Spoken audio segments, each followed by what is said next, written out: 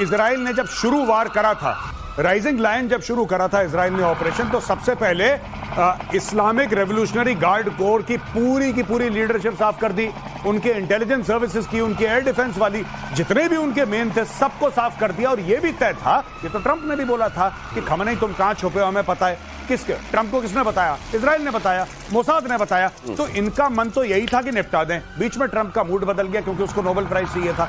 ये जब तक ईरान की लीडरशिप को, हम लोग इंटेंट एंड कैपेबिलिटी की बात कहते हैं ना दिनेश भाई, इंटेंट तो यहीं से आता है, इंटेंट तो यहां से आता है लीडरशिप से। आप लीडरशिप को निपटा दो, इंटेंट बदल जाएगा। बिल्कुल, इंटेंट एंड कैपेबिलिटी लीडरशिप से आता है। अगली खबर देखिए, ईरान की खमेनी को खत्म कर दीजिए। जिसे कहते हैं ना, आप कभी आमंत्रण पत्र देते हैं कि आइए और मारिए, जो आप हमेशा कहते हैं, ये मारने के लिए आमंत्रण पत्र दिया है कि हम आप तक पहुंच सकते। इसमें क्या दम है सर? ये तुर्रम खुर्रम शहर, ये क्या है? नाम सुन करके, अभी मैंने इसके बारे में स्टडी नहीं किया, इसलिए नहीं बोलूंगा ओपन फोरम में, लेकिन जो नाम से लग रहा है और जिस तरह की 12,000 किलोमीटर बता रहे हैं, ये चलेगी किसके? 16 मैक्स से चलती है। मैं एज ए मिसाइल मैन आपको बताता हूँ, इसको चलने के लिए आपको सॉलिड मोटर चाहिए, ड्यूल ऑफ देम, और अगर ये वाकई एक्सोस्फेयर है, ऊपर जा रही है, तो आपको स्क्रैम जेट भी चाहिए अगर हाइपरसोनिक बनाना है। वो तो मुझे लगता नहीं इनके पास है कि उतनी दूर तक जाएगी।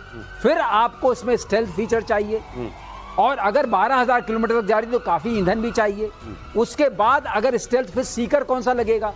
ये किस जीपीएस पे चलेगी? रशियन वाले पे ग्लोनास पे चलेगी, बेदो पे चलेगी, चाइनीज पे चलेगी, कि जीपीएस चलेगी? इनका अपना तो कुछ है नहीं। तो ये कैसे जाएगी? और जाएगी तो इसकी एक्यूरेसी क्या होगी? और अगर इसकी रफ्तार तेज नहीं होगी तो क्या वो इंगेज नहीं कर लेंगे? वो रास्ते में इंगेज करेंगे? इतने सारे सवाल हैं, बहुत सारे सवाल हैं। नाम अच्छा है। और ये बड़ी सी पेंसिल जैसा जो दिख रहा है ना, ये ट्रक पर लदा हुआ, ये है अपनी जगह। नाम भी बड़ा खतरनाक है, लेकिन अमेरिका से जब वास्ता पड़ेगा तब देख लेंगे कि एक्चुअली इसमें दम कितना है। और भारत रूस मिलकर बनाएंगे ब्रह्मोस। अगली खबर देखिए, BrahMos 2K missile, BrahMos 2K nuclear missile होगी। ब्रह्मोस 2K की रेंज 1500 किलोमीटर तक संभव। ब्रह्मोस 2 मतलब स्टेल्थ हो जाएगी। ये स्टेल्थ है, बिल्कुल। पहली चीज ये है। दूसरी ये है कि ये हाइपरसोनिक है, क्योंकि स्क्रैम जेट भी लगा हुआ है। ठीक है। और तीसरी ये है कि जब ये जाएगी, ये न्यूक्लियर कैपेबल भी है, और 500 किलोमीटर तक का वॉरहेड ले आ सकती है।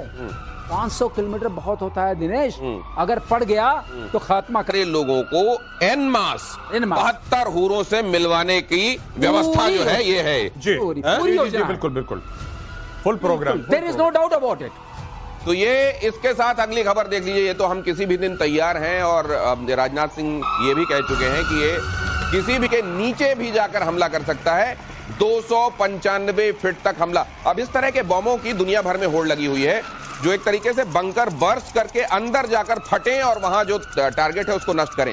दूसरा थर्मोबैरिक मतलब इस तरीके का बॉम्ब जो उस पूरे इलाके को एक तरीके से जला दे, लेकिन न्यूक्लियर वाला इल्जाम उस जगह पर ना आने पाए। टर्की भी अपने आप को इस जगह शामिल करना चाहता है सर। बिल्कुल सही, लेकिन इसमें मेरे थोड़ा मतभेद है। ये 295 फीट नहीं जा सकता। अच्छा, कितना जाएगा? ये कंक्रीट में जाता है करीब 3 मीटर के आसपास। अच्छा। और सॉइल में जाता है 6 मीटर का। अच्छा, तो इतना ही है इसका। अच्छा। और घोस्ट इसका नाम इसलिए रखा है। आप ये कह रहे हैं कि चाइना से सीख के इसने भी अपना जो वो मैनुअल बनाना शुरू किया हथियारों वाला, लंबा चौड़ा है, उसको खतरनाक। अमेरिका के साथ ये करेंगे। तुम्हारा क्या लेने देना अमेरिका से? तुम्हारा क्या मतलब है अमेरिका से? अमेरिका ना तुम्हारे पास जा रहा, ना तुम कभी अमेरिका जा रहे, फालतू। मैं आपको एक और बात बताता हूं, बड़ी डरिया को ऐसा है कि थोड़ा सा काटने की भी क्षमता रखता है, तो चाइना छोड़ देता है दोनों को। अच्छा, ये बताइए, ये जो कोरियन पेनिनसुला है नीचे की तरफ, ये साउथ कोरिया जो बेचारा है, वो कोशिश कर रहा था, उनके यहाँ जो नए चुन के आए हैं राष्ट्रपति, वो कह रहे हैं कि हम नॉर्थ कोरिया से बात करेंगे। अब इनकी बहन जी भी हैं, ये किम जोंग उन है, वो किम यो उंग है, और उन्होंने कह दिया हम बात नहीं करेंगे दक्षिण कोरिया से। नहीं, ये नहीं। देखिए, इनको कुछ भी करने के लिए चीन से परमिशन चाहिए। चाइना ने बोल दिया होगा तुम क्यों, क्योंकि देखिए बात यह है ना कि South Korea is a very very close strategic ally of the United States. अच्छा, अगर आप साउथ कोरिया से बात कर रहे हैं, इसका मतलब आप यूनाइटेड स्टेट्स ऑफ अमेरिका से बात कर रहे हैं। अमेरिका और चाइना की तो वैसे ही ठनी रहती है, इस बार ज्यादा ठरी है बिकॉज ऑफ ट्रंप। ज्यादा ठन रखी है इसीलिए। नहीं, एक बात और है, पिछली बार ट्रंप इनसे मिलके आए थे, तो अब चाइना को ये भी लग रहा है साथ साथ कहीं ऐसा तो नहीं कि पटाने नहीं करो। साउथ कोरिया तो बहुत सभ्य नहीं, मैं कह रहा हूँ नॉर्थ कोरिया एक्चुअली किसका है, चाइना वाला है या अमेरिका वाला है? दोनों बनाने की कोशिश करें। तो ट्रंप भी मिलके आ चुके हैं। ये कंपटीशन चल रहा है क्या पाकिस्तान और नॉर्थ कोरिया में? हाँ, कौन ज्यादा बड़ा वाला है, किसका है? अच्छा, अगली खबर देखिए, रूस की नेटो देशों को बड़ी चेतावनी। कैलिनिनग्राड पर अटैक हुआ तो नतीजे विनाशक होंगे।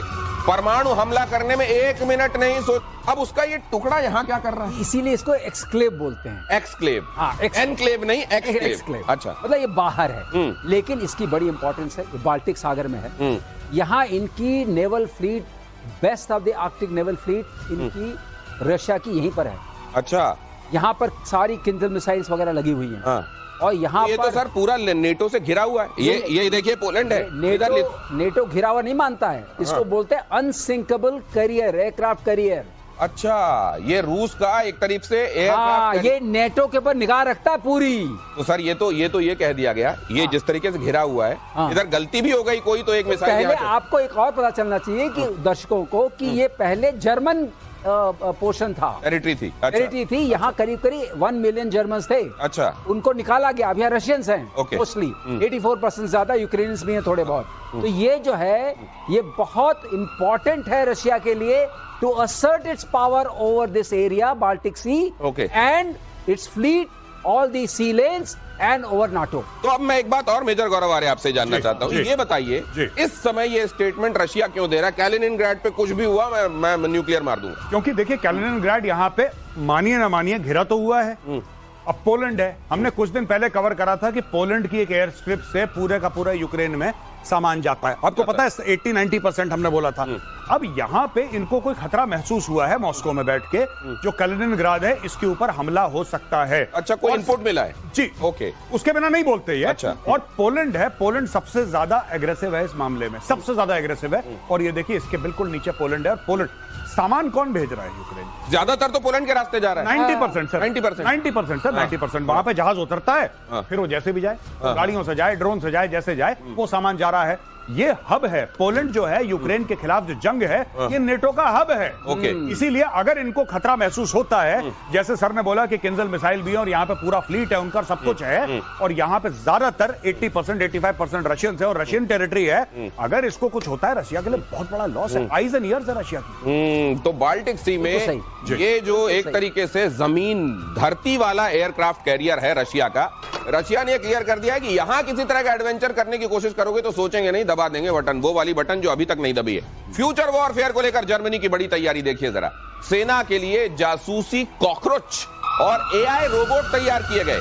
2029 तक डिफेंस बजट बढ़ाकर 3 गुना करने वाला, इसी का जिक्र भी कर रहे थे एयर मार्शल श्रीवास्तव कि जर्मनी, फ्रांस अगर अपना बजट लगातार बढ़ा रहे हैं, हम क्यों 1.9 पे अटके हुए हैं। तो जर्मनी अपना बजट बढ़ा रहा है। अब देखिए मच्छर, कॉकरोच, मक्खी बनेंगे, लेकिन एक्चुअली वो ड्रोन होंगे और फ्यूचर वॉरफेयर में इनका बड़ा रोल होने वाला है। ये तो सर बड़ा खतरनाक हो जाएगा। घरों घरों में पता चला ये मक्खी जैसा कुछ भी घुसा हुआ है, वो एक्चुअली नहीं, बिल्कुल। आप ये देखिए ना कि किस तरीके से लोग इन्वेस्ट कर रहे हैं टेक्नोलॉजी में। चाइना का तो हमने कवर करा था कि मच्छर या मक्खी के बराबर एक छोटा सा ड्रोन है जो कहीं पर भी जा सकता है। आप ये सोचिए, आप छोड़ दीजिए घर के अंदर, जो चाइनीज ड्रोन है जो इतना छोटा है जितना चावल का एक दाना होता है, वो आपके कंधे पे बैठा हुआ है। आपके कंधे पे बैठ गया ड्रोन, आपको पता नहीं यहाँ पे। अब आपकी पूरी बातें सुन रहा है वो। नॉट ओनली बातें सुन रहा है, लाइव वीडियो, आप किससे बात कर रहे हैं उसका लाइव वीडियो फीड बीजिंग भेज रहा है, कहीं पर भी भेज रहा है सर्वर में।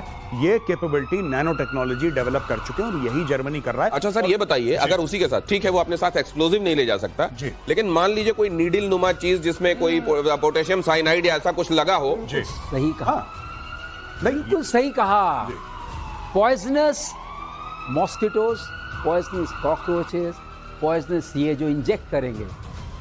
बल्कि सर मैं एक चीज और कह रहा हूँ, एमसीजी में आता है ना, कोविड वाला वायरस ये इतनी बाउंड्री क्रॉस कर करके जाने में इतने दिन लगे थे। वहां मत जाओ, उस तरफ मत जाओ। बायो वॉरफेयर में गए तो कोई नहीं। तो ये बताइए, अगर मच्छर मक्खी भेज रहे हैं उनमें 4 वायरस चिपका के कहीं भेज देना इनके लिए क्या मुश्किल? दुनिया भर में एयरलाइन चलती हैं, दुनिया भर में फ्लाइट जाती हैं चाइना से दुनिया भर के। आपने कुछ नहीं करा। Chinese airlines are controlled by the government of China, everything is controlled. आपने बोला साहब पायलट के साथ एक बैग भेज दिया, उसको वहां पे छोड़ देना एयरपोर्ट पे, कहानी खत्म, वो उड़ते रहेंगे अपना 1000, 1500, 2000 आप 2-3 बक्सों में ले गए, आपने छोड़ दिया। दिस कैन बी डन, क्योंकि चाइना ने, जो आप कोविड की बात कर रहे हैं ना, चाइना ने यही काम तो करा था। अब चाइना दोबारा काम करेगा, लेकिन प्लेटफॉर्म्स अलग है। यही चीज जर्मनी करने की कोशिश कर रहा है कि कॉकरोच से। तो आप जो अभी तक जानते आए हैं ना कि मलेरिया मच्छर से फैलता है, मक्खी से हैजा फैल जाता है, मे भी ये मलेरिया हैजा नहीं फैलेगा, अब युद्ध फैलेगा इस तरह की चीजों से। अगली खबर देखिए, F-35 डील को लेकर यूरेशियन टाइम्स का क्या दावा है, देखिए। भारतीय वायुसेना के अफसरों की पहली पसंद F-35 है, कह रहे हैं यूरेशियन टाइम्स के हवाले से। सुखोई 50 की पक्की, मतलब सर यहाँ पे हैं, सीनियर है हमारे और एयरफोर्स के हैं, ये बताएंगे। एयरफोर्स वाले कभी कुछ, ये आर्मी नेवी एयरफोर्स की एक है परेशानी, मैं तो फौजी हूं, मेरे दोस्त हैं now at senior levels in the army, मेरे कोर्समेट्स हैं, वो तक they don't share operational detail. Sir कोई बात ही नहीं करता इस मामले में, कोई बात नहीं करता। हम we are privy to know official details and we have no official privilege. इसका मतलब क्या हुआ, हिंदी में समझाइए सर। हम ये नहीं, हम कुछ नहीं जानते हैं कि आज आप सब जानते हैं और आप कुछ नहीं जानते। हाँ, हम ये जानते हैं कि क्या उसका इंटरप्रिटेशन जो पब्लिक मीडिया में आ रहा है, क्यों हमें क्या करना चाहिए। हम एक सलाहकार के रूप में कुछ बाहर से बोल सकते हैं, जो इन्फॉर्मेशन बाहर पड़ी है उसको जोड़ करके जनता को समझा सकते हैं। तो जहां तक F-35 का सवाल है, अगर आप मेरे दृष्टिकोण से देखिए तो ये बहुत भारी पड़ेगा, बजट पे भारी पड़ेगा, उसके बाद चलाने में भारी पड़ेगा, उसमें फिर कंडीशंस काटसा भारी पड़ेगा। हाँ। उसके बाद क्या होगा कि कहेंगे यहां करो वहां मत करो। और जो इसमें F-35 एक नजारा आप देख चुके हैं त्रिवेंद्रम में। सर काटसा वाला खतरा तो सुखोई 57 लेने के बाद भी रहेगा। इसीलिए हमने बार बार कहा है इस फोरम पे, गौरव और हम दोनों ने ये बात सहमति रखी है, अपना बनाओ, अपना बनाओ। उसी के लिए मैं कह रहा हूँ पार्लियामेंट सेशन चल रहा है, बड़ी अच्छी बातें हो रही है, बजट लगाओ। सर ने क्या बोला अभी, सर ने बहुत बड़ी बात बोली। सर कह रहे हैं कि 10 साल क्यों, 5 साल क्यों नहीं। यही चीज है, रेड टेप काटो, एब्सोल्युटली रेड टेप काटो। आपने इसरो के साथ क्या करा, इसरो के साथ यही करा, वही साइंटिस्ट हैं। अब इसरो दग रॉकेट भेज रहा है। ISRO reports directly to the prime minister's office. ISRO के चेयरमैन है, he is on speed dial with the prime minister of India. Modi ji direct बात, कुछ बीच में है ही नहीं। अगर आप इसको कर देंगे ये 5 साल में। एक बात मैं कहूं, अगर 1 मिनट हो तो बात ये है कि हमने एक बनाई थी नेशनल एरोनॉटिक्स कमीशन। मैं टास्क फोर्स में रहा हूं और उसमें हमने प्रपोज किया था कि ये जो कमीशन बने डायरेक्टली पीएम को रिपोर्ट करे, इसरो वाला होता है, स्पेस वाला। जब तक ये नहीं होगा तब तक गति नहीं आएगी। गति लाने के लिए क्या किया जाना चाहिए, प्रपोज किया जा चुका है। लाल फीताशाही को बीच से हटाया जाए और जल्दी से जल्दी इस पर काम किया जाए। मेक इन इंडिया हथियारों पर दुनिया का भरोसा क्योंकि और बढ़ रहा है। देखिए जरा, भारत आर्मेनिया के बीच हथियारों की बड़ी डील हो सकती है। भारत से हथियार डील करने पहुंचे आर्मेनिया के अधिकार पड़ेगी तो भी आप एक साथ उतना बना पाएंगे। अगली खबर, देशी हथियारों से होगी लाल किले की सुरक्षा। 15 अगस्त को लेकर रक्षा मंत्रालय का निर्देश। सर्विलांस के लिए नहीं होगा चीनी तकनीक का इस्तेमाल। चाइनीज सीसीटीवी के इस्तेमाल पर पूरी तरह से बैन। मतलब लाल किले को लेकर यह तय किया गया है कि ये जो इलाका है यहाँ तो फिर आपकी जिम्मेदारी है, आप मत इस्तेमाल करो चाइनीज का। बिल्कुल सही। अगर ये जिम्मेदारी आपने सबने समझ ली, सरकार सब कुछ नहीं कर सकती। नागरिक के तौर पर हमारा अपना संकल्प भी होना चाहिए और आज रात 12 बजे तक लोकसभा में चल सकती है चर्चा। ये भी बता दूं, ऑपरेशन सिंदूर को लेकर तो वहां जो चल रहा है वो मैं आपको लगातार बता ही रहा हूं। कई बार इस बात को लेकर डिसअपॉइंटमेंट होता है कि विपक्ष को कुछ मामलों में तो जिम्मेदारी दिखानी चाहिए। एक हफ्ता छुप गया जंगल में, उसको निकलना पड़ेगा। यहाँ पे लोकल सपोर्ट उसको मिला है, 100% में होगा भी नहीं कह रहा, मैं कह रहा हूँ लोकल सपोर्ट मिला है। खाने पीने छुपने की जगह मिली है। वरना आप ये सोचिए कि कश्मीर में पहाड़ों में आदमी कह रहे हैं जंगल में।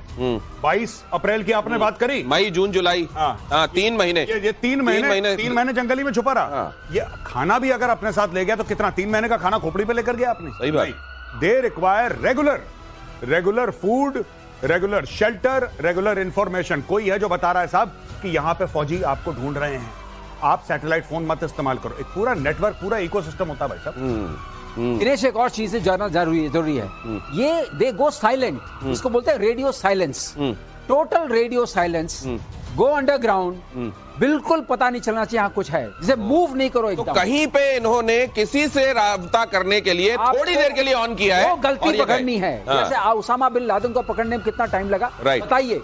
यूएसए जैसी फौज जिसमें कि पाकिस्तान भी शामिल था, वहीं पर मिला, लेकिन कितना टाइम लगा, कितने साल लग गए पकड़ने में। तो Saddam Hussein, Osama bin Laden, जिन्होंने इसको देखा है वो भारत की एजेंसियों से ये सवाल नहीं पूछेंगे कि अप्रैल 22 की घटना है, अभी तक आतंकी कहां है। लेकिन कई बार आप देखते हैं तुच्छ राजनीति के लिए इस तरह के काम किए जाते हैं जिससे भारत के सेना के मनोबल पर फर्क पड़ता है। बहरहाल ये अगली खबर देखिए, इस तरह की तमाम कुत्सित कोशिशों के बावजूद भारत की सेना का मनोबल हिमालय से ऊंचा है और हमेशा रहेगा। सीज फायर के लिए गिड़गिड़ाया था पाकिस्तान।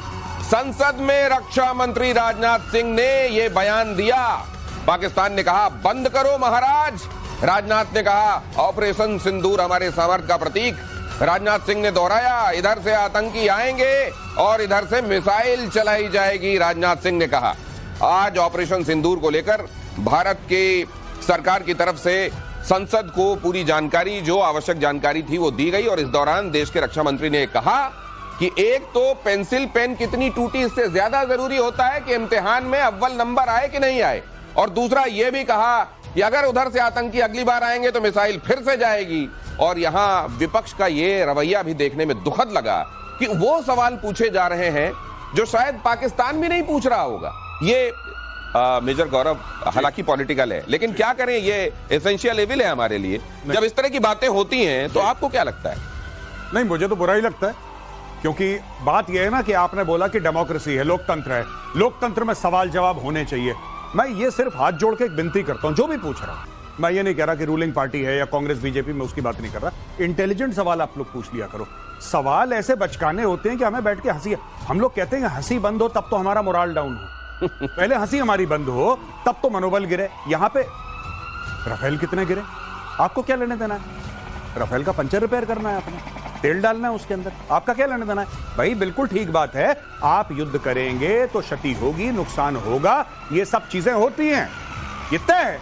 फिर इसमें रोना गाना किस? और ये क्या इजराइल जैसा देश, वहां पे भी विपक्षी पार्टियां ऐसे करती हैं क्या? दुख किस बात का होता है? आपको चर्चा करनी है, आप पार्लियामेंट है, आपका काम है देश के बजट का हिस्सा देना डिफेंस के लिए, उस पर चर्चा क्यों नहीं करते हैं? हम क्यों 1.9% देते हैं, जबकि फ्रांस जैसा देश जो है वो 3.5 से 5% जाने की कोशिश कर रहा है। उसने अपने $32 बिलियन दिए, उसको 64 किया।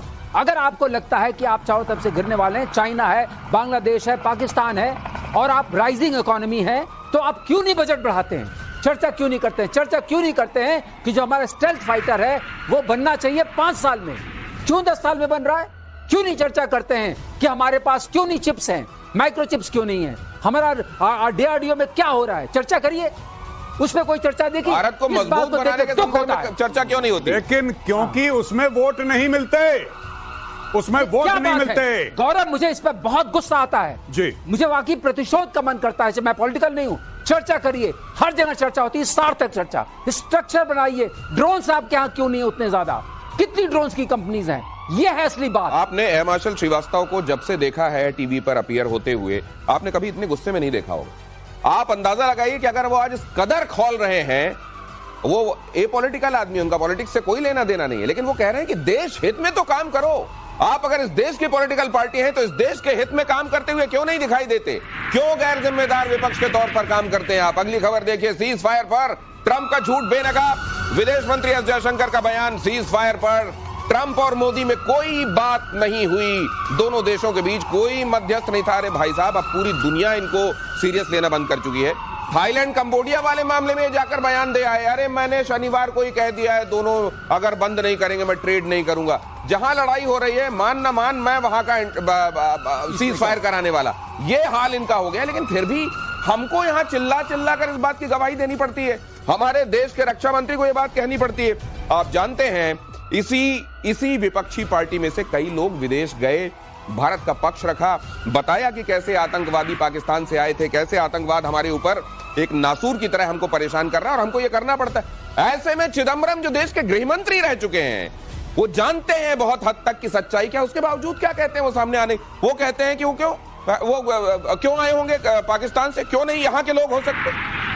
देखिए, 2 बातें हैं, मैं एक बात बताना चाहता हूं। पहली चीज तो यह है कि यह गलती हम लोगों की भी है, और मैं सारे भारतवासियों की बात की है। जो मर्यादा का कीड़ा हमारे दिमाग में घुसा है ना, इस कीड़े को निकालो। आपको पता है कि अगर पाकिस्तान का DGMO हमारे DGMO को फोन करता है तो वो रिकॉर्डेड कॉन्वर्सेशन है, रिलीज कर दीजिए। ये मर्यादा के चक्कर में डिप्लोमेटिक नॉर्म्स, ऐसा नहीं होता, वैसा नहीं होता, वहां पे वो 2 कौड़ी का फ्रॉड है आसिम मुनीर,